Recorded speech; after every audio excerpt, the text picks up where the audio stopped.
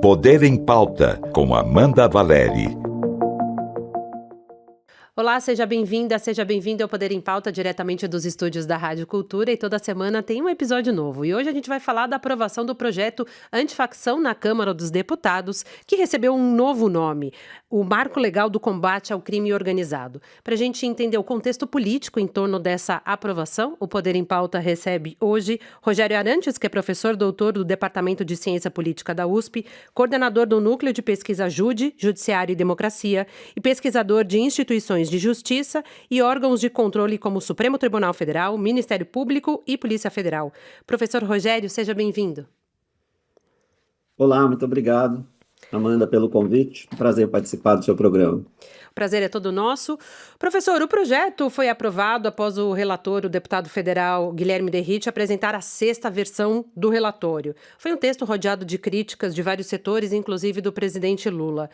Isso evidencia que a discussão foi politizada e que se tornou um confronto direto entre o presidente da Câmara e o Palácio do Planalto? Olha, em parte sim, Amanda, porque, veja bem, a tramitação do projeto foi precipitada, evidentemente, pela operação que ocorreu no Rio de Janeiro, né, que envolveu aí um confronto direto e de larga extensão entre o aparato policial do Estado do Rio e a facção criminosa do Comando Vermelho, e que resultou aí na morte de mais de 120 pessoas, né? Então, aquele dia, aquela operação disparou, de fato, uma correria em torno do tema, o que não é a primeira vez que acontece em termos de debate e de elaboração de propostas de lei envolvendo segurança pública no Brasil. Se você recuperar o passado, você vai ver que em momentos como esse que o assunto ganha tração no Poder Legislativo e projetos de lei são propostos e são aprovados. Mas, evidentemente, nesse contexto em que a gente se encontra, e você pediu para falar sobre o contexto político, né, desse projeto e da sua tramitação, não há dúvida que por trás, né, existe uma moldura já colocada e que está endereçada para as eleições de 2026.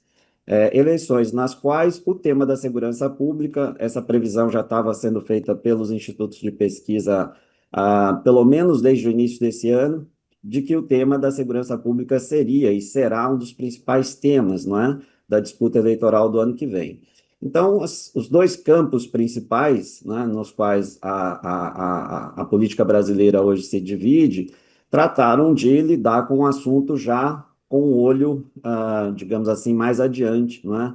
Um olho rumo às eleições de 2026. Então, isso, de fato, influenciou decisivamente a maneira como as coisas se passaram na Câmara dos Deputados e vai seguir influenciando a tramitação também no Senado Federal, não há dúvida disso.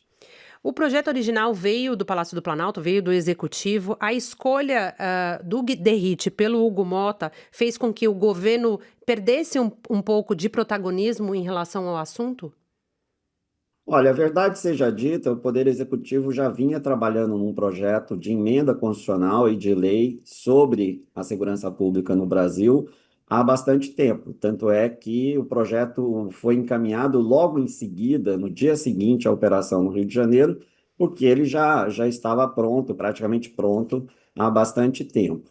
O fato novo, eu diria, para além, evidentemente, da operação que ocorreu naquele dia, foi a entrada da direita, né, no debate e na questão prática de colocar de pé ou fazer, de fato, tramitar uma nova legislação nesse assunto, com a nomeação, um tanto quanto curiosa, para não dizer assim, extravagante, de um secretário de Segurança Pública do Estado de São Paulo, que também exerce mandato de deputado federal, que se desloca para Brasília, a convite do presidente da Câmara, para presidir, né, para relatar esse projeto. Então, isso é importante a gente contextualizar de uma forma mais ampla, por que esse tema é tão importante para a direita e para a extrema-direita, não só no Brasil, mas em outros países, não é?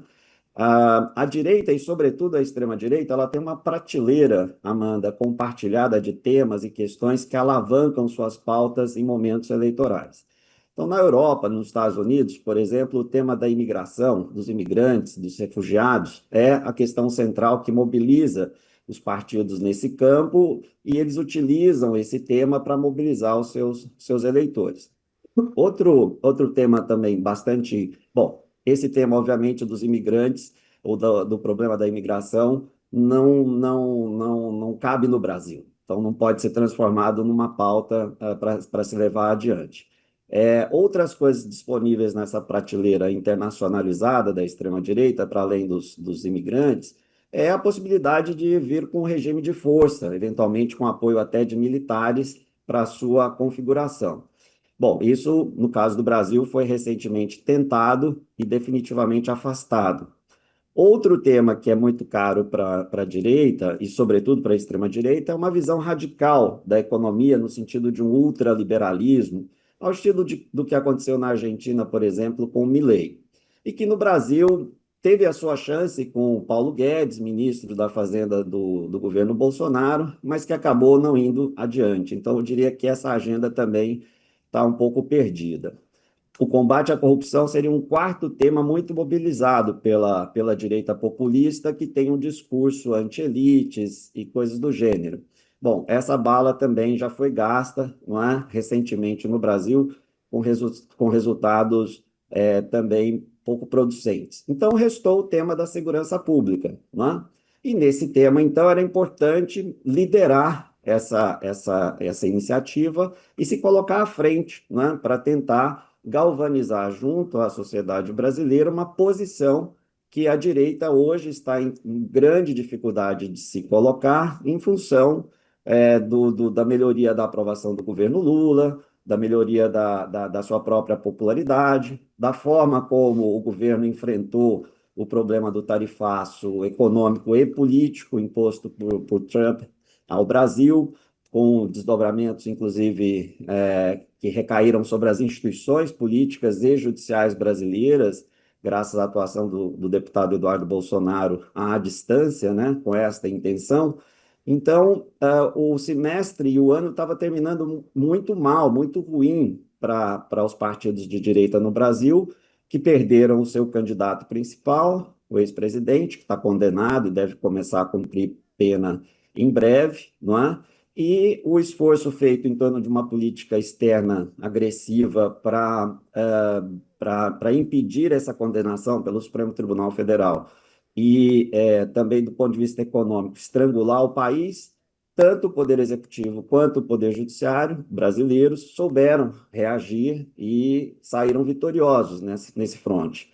Então, não é à toa que logo depois da operação no Rio de Janeiro, os governadores Romeu Zuma, Ronaldo Caiado, Tarcísio de Freitas, ainda que à distância por videoconferência, aterrissaram no Rio de Janeiro para dizer: esse é o nosso modelo de combate ao crime organizado e de segurança pública que nós vamos disputar em 2026, junto ao eleitorado brasileiro. Então, esse eu diria, a maneira como eu vejo como esse projeto em particular ganhou tanta repercussão, né? E as linhas de força políticas que estão por trás dele. O texto foi aprovado, ainda também com críticas tanto da direita quanto da esquerda, mas o presidente da Câmara, Hugo Mota, encampou essa pauta. Logo em seguida à aprovação, o presidente Lula criticou, ele foi às redes sociais, rebateu a crítica do presidente Lula. Quais são as consequências políticas, especificamente para Hugo Mota, depois dessa aprovação? Olha, a impressão que eu tive é que foi a escolha do deputado Derrite e a maneira como ele conduziu inicialmente o projeto foi muito desastrosa, não é?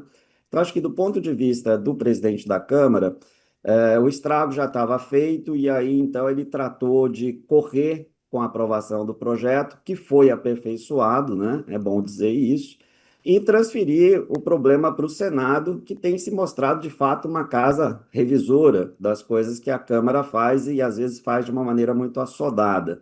Então é bom você lembrar da PEC da blindagem ou do projeto de lei da anistia, que recentemente se casaram numa aliança na Câmara dos Deputados, foram aprovados, né, a PEC da blindagem por emenda constitucional, que exige um quórum qualificado, foi aprovada na Câmara dos Deputados, e assim que chegou no Senado foi enterrada em plena CCJ e não tramitou mais do que 48 horas.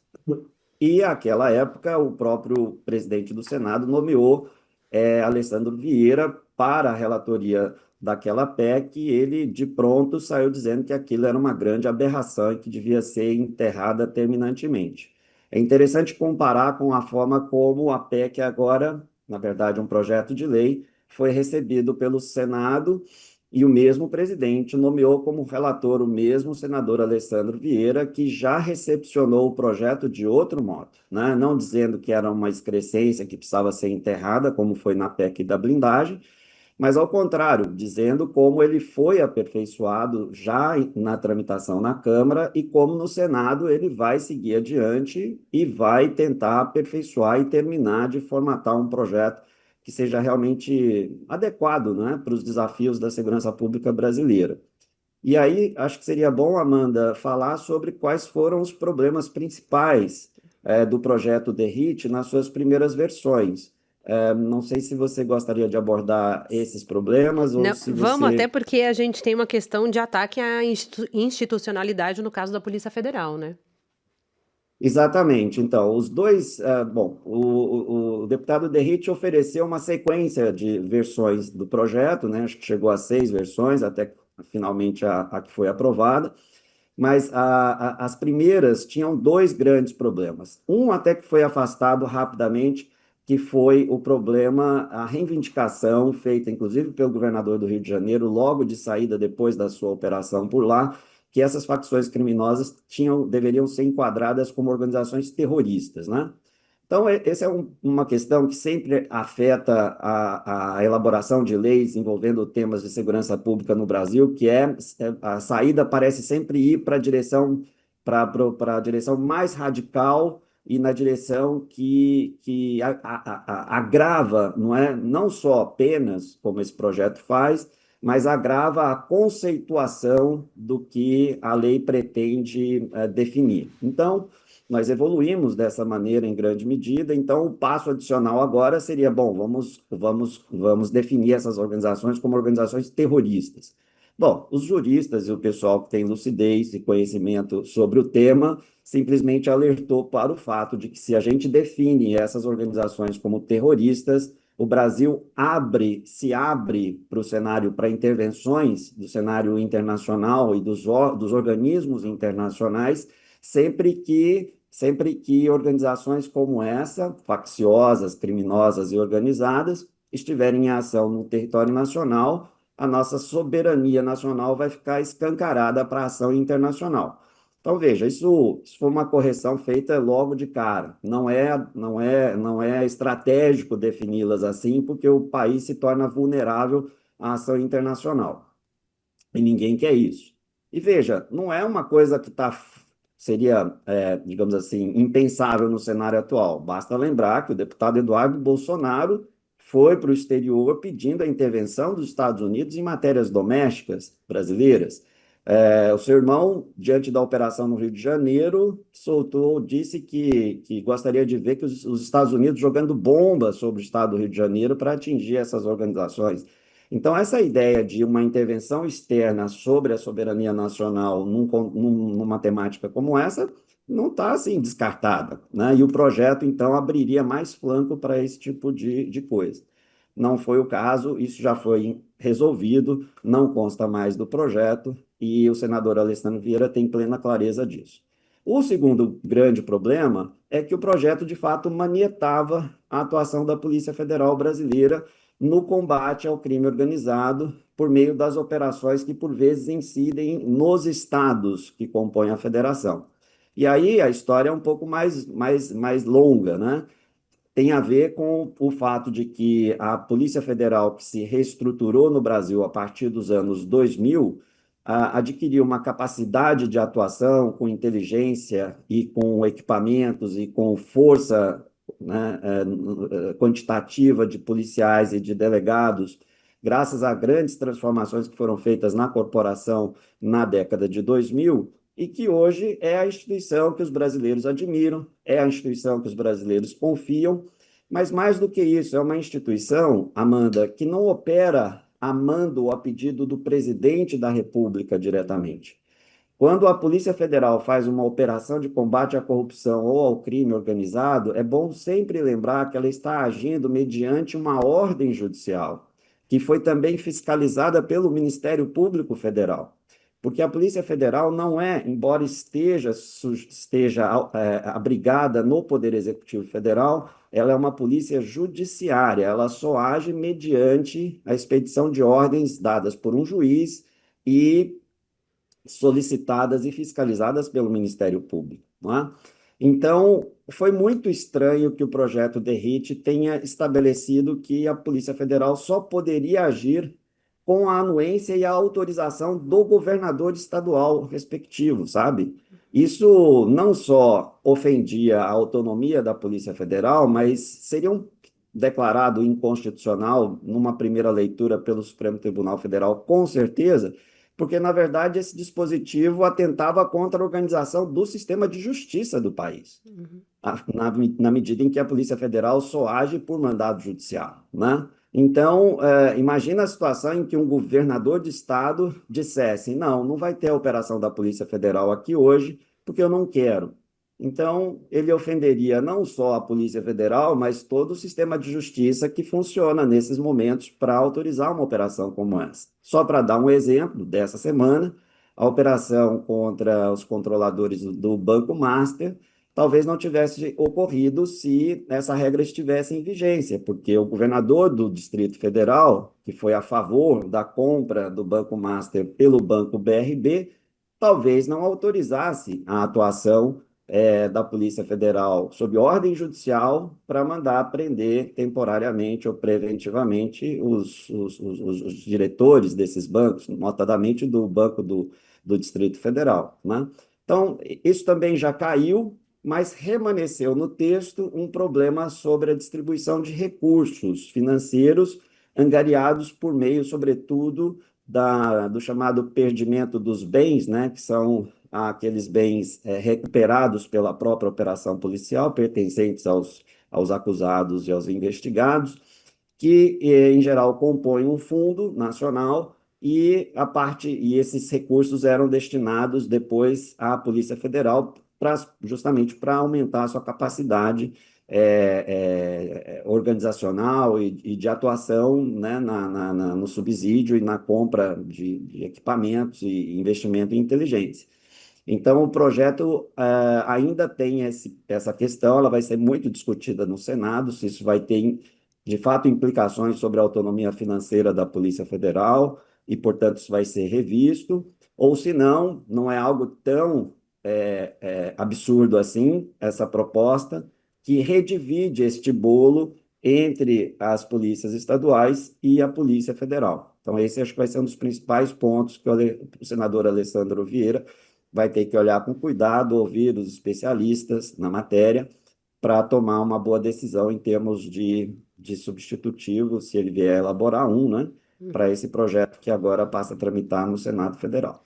Você até respondeu parte de duas perguntas minhas, que era sobre a escolha do Alessandro Vieira Desculpa se eu me como... antecipei demais, mas é o vício de professor, Amanda. A Ah, gente não, mas começa aqui o que a mais, gente gosta é exatamente isso. Eu gosto de transformar esse programa exatamente como uma aula para a gente sempre aprender.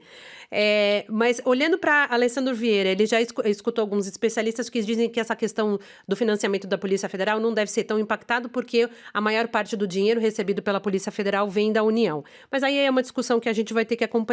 Você acredita que a escolha do Alessandro Vieira pode reduzir esse atrito político em torno do assunto? Olha, no primeiro momento foi uma medida de autoridade, né, do presidente do Senado, porque no sentido de escolher um senador que teria a capacidade de transitar entre esses campos, né, do governo e da oposição, com uma grande legitimidade em termos de trajetória profissional. Nós estamos falando de um senador da República que é ex-delegado de polícia, e que se esmera nestes temas, não é? Tanto de combate à corrupção como de combate ao crime organizado. Então, ele tem uma posição, para usar a expressão de hoje, um lugar de fala muito apropriado para ser a pessoa que vai tentar levar adiante esse projeto. E veja, destaco o que já mencionei antes, diferentemente da PEC da blindagem, em que ele liderou o enterro em poucas horas.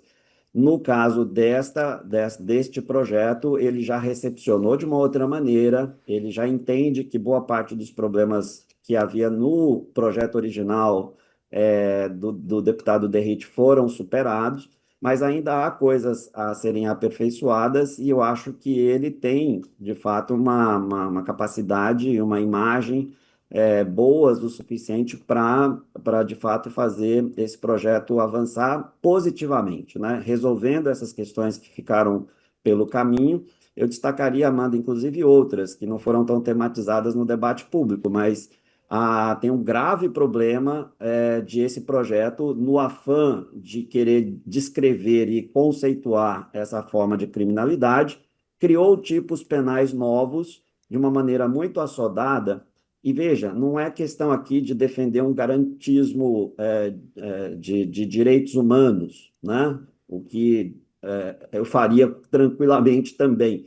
Mas os juristas, que são especialistas em direito penal, dizem que esse tipo de coisa é um desastre do ponto de vista jurídico e judicial. Por quê? Porque se você tem o mesmo tipo penal tipificado, né, perdão da redundância, em outra lei, e essas leis passam a conflitar, esse conflito jurídico ele é instrumentalizado depois nos tribunais e tornando o processo judicial penal muito mais moroso e muito mais suscetível às manobras recursais, sobretudo daqueles que estão investigados e acusados do crime, né?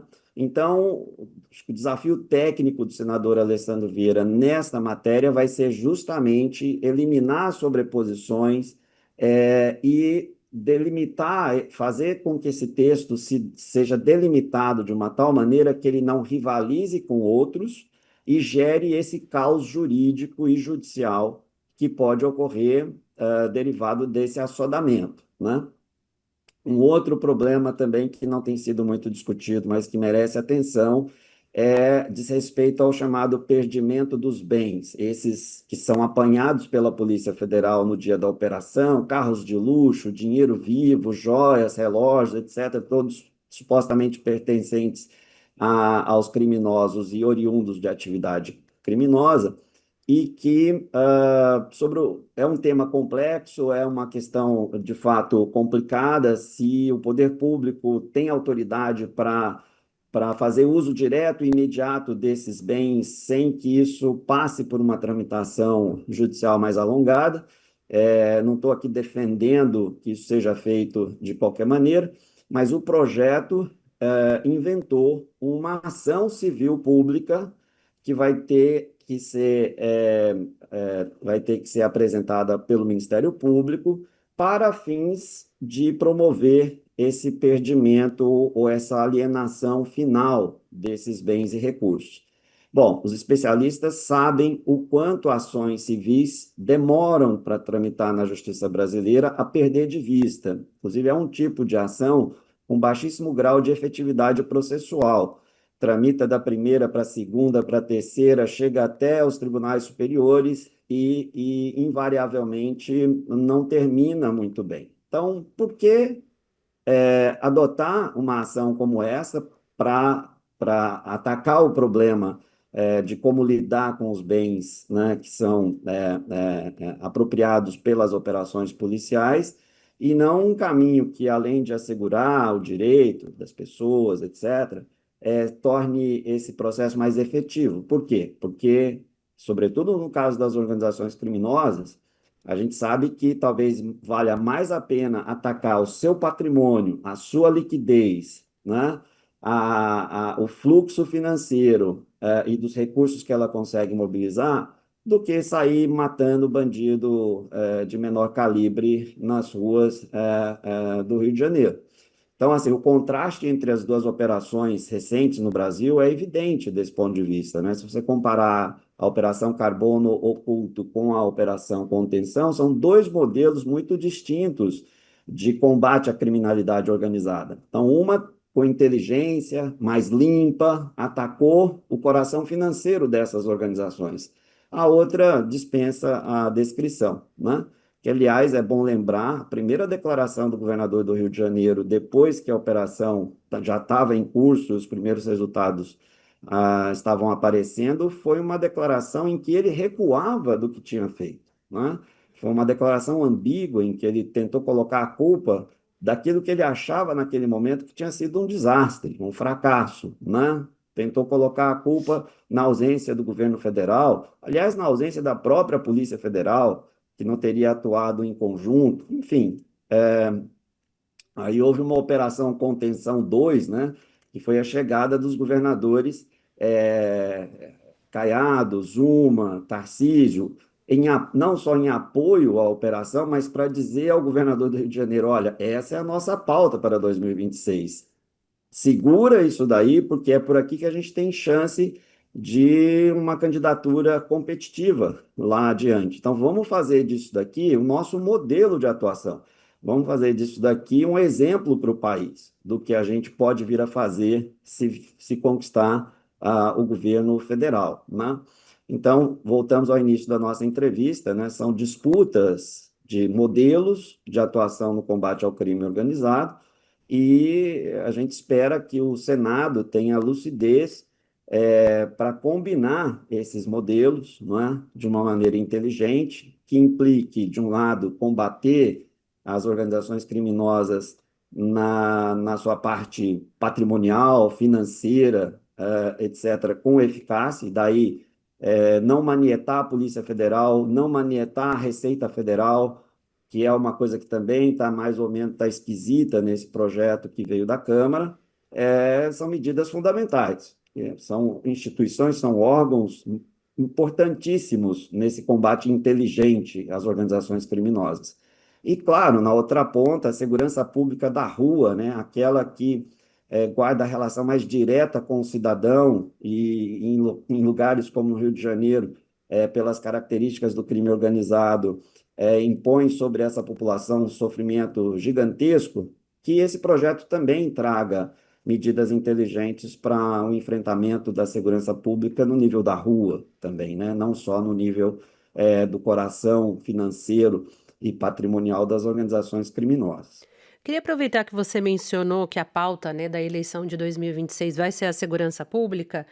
Governo, o que restava, né, de uma relação entre governo e centrão depois dessa tramitação, parece que rolou um divórcio, né, definitivo.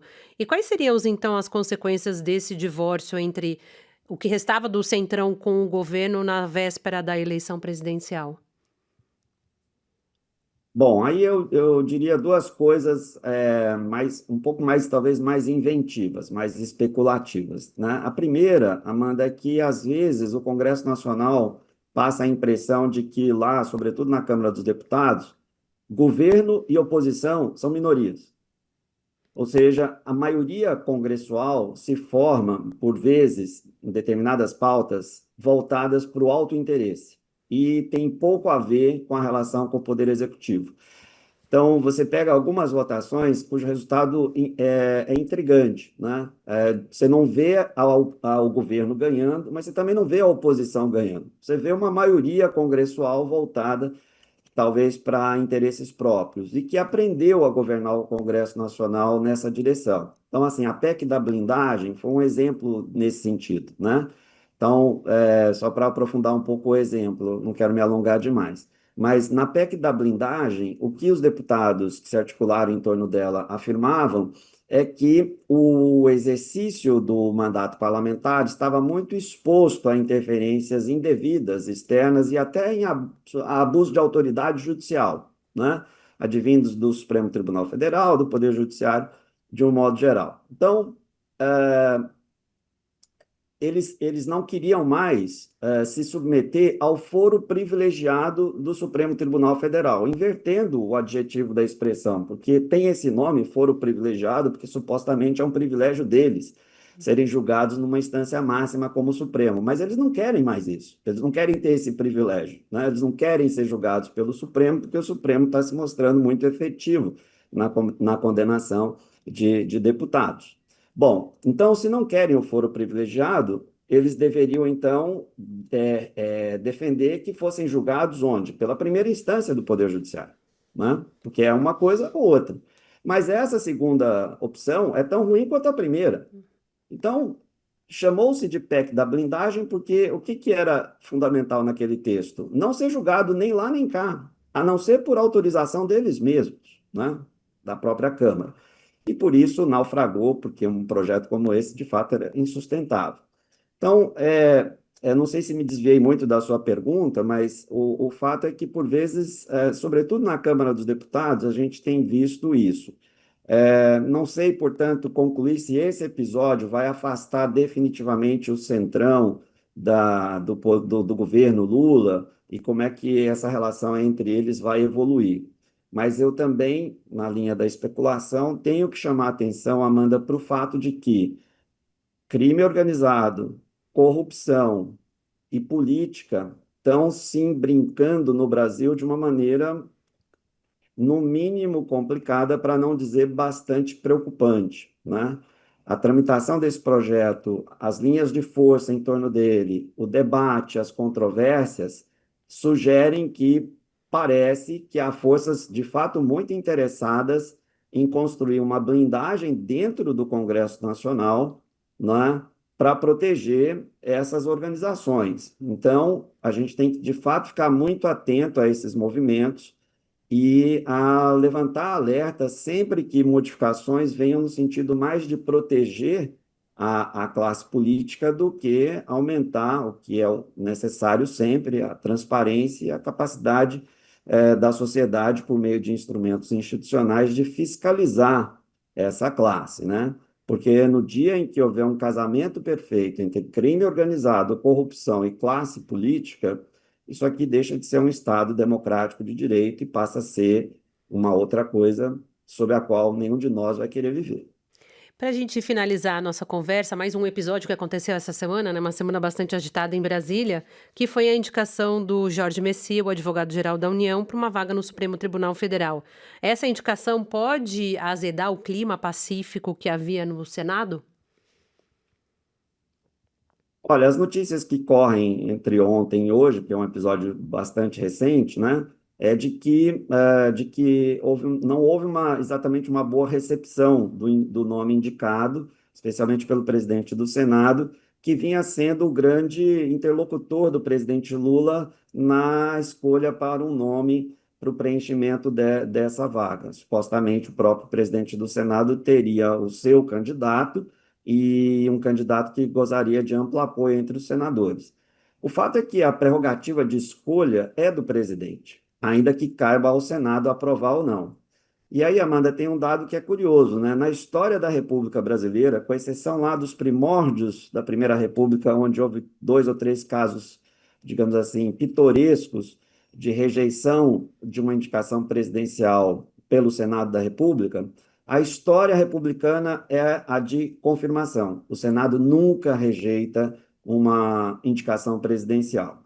Alguns colegas, eu inclusive, que estudamos esse assunto, a gente pensa muito numa chamada teoria da antecipação, qual seja, não é que o presidente tem sempre sucesso na sua preferência sincera, original, que ele impõe aos senadores, mas antes ele mesmo, o presidente, se encarrega de se antecipar em relação às preferências dos senadores e escolher um nome mais próximo da maioria do Senado, para que a aprovação se dê como historicamente sempre se deu. No caso do advogado-geral da União, parece uma escolha bastante não vou dizer personalista, né, porque tem uma conotação ruim, mas uma escolha muito próxima, de fato, da preferência genuína do presidente Lula.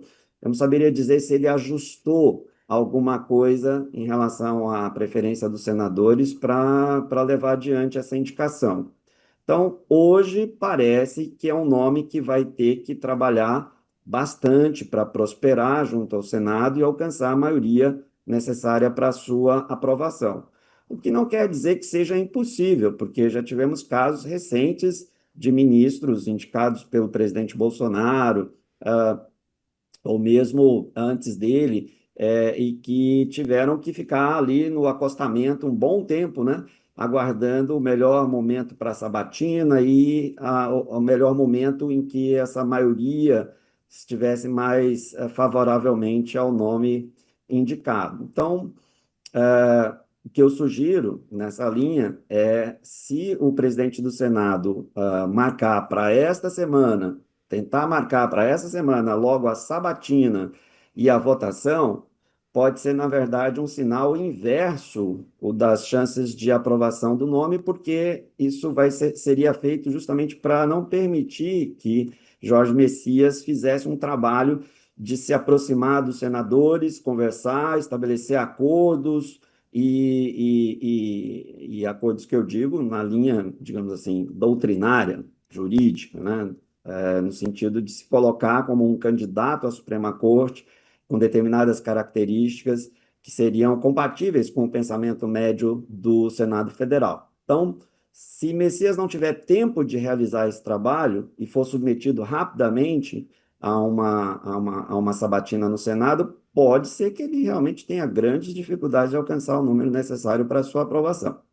Se ele tiver mais tempo e puder fazer esse trabalho de convencimento junto aos senadores, né, conquistando votos aqui e ali mediante, né, essa autodescrição de como ele pretende ser, uma vez tomando assento naquela cadeira, pode ser que então ele amplie essa maioria e conquiste essa vaga efetivamente.